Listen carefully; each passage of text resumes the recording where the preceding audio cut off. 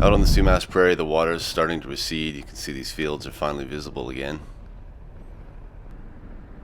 I'm heading with a friend of mine to see where one of the original dike breaks occurred. And this has all been repaired since, but a couple of weeks ago it didn't look quite so sturdy. This was 18th of November, a couple of days after the first big storm, and this part of the dike completely gave way and was one of the reasons why the Sumas Prairie flooded so badly. This is water coming north from the Nooksack River in Washington. And this side of the dike is not typically underwater. Nice. Oh, that's crazy. Well, look at this. That's Yeah. amazing. Look at that. It's like a...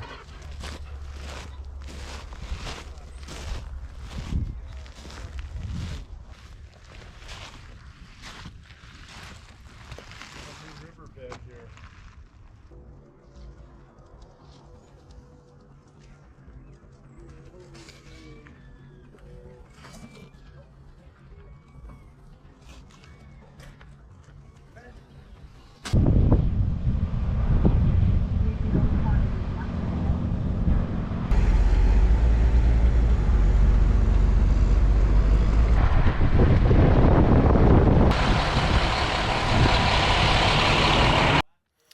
And here's Dan again, and he's still out here helping people out.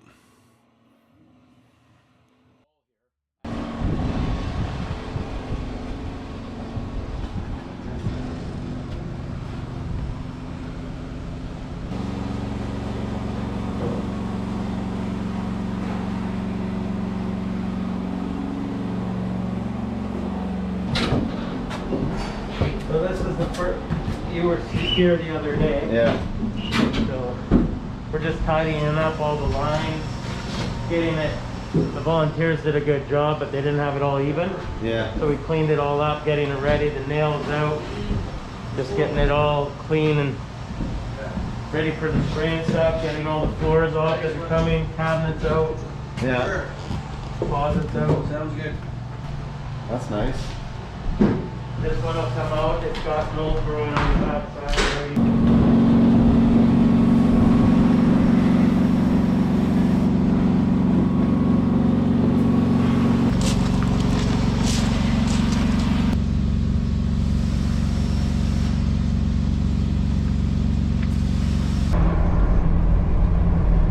This will be our third day. So we've been here a day and a half. This will be up to about the second day at this point. And this is what we've done. We're waiting on bins. Bins are backlogged. They're telling us Friday, which is today, but maybe Monday before we can get a bin out here. The water was that high up in here, hey? Yeah. That's insane.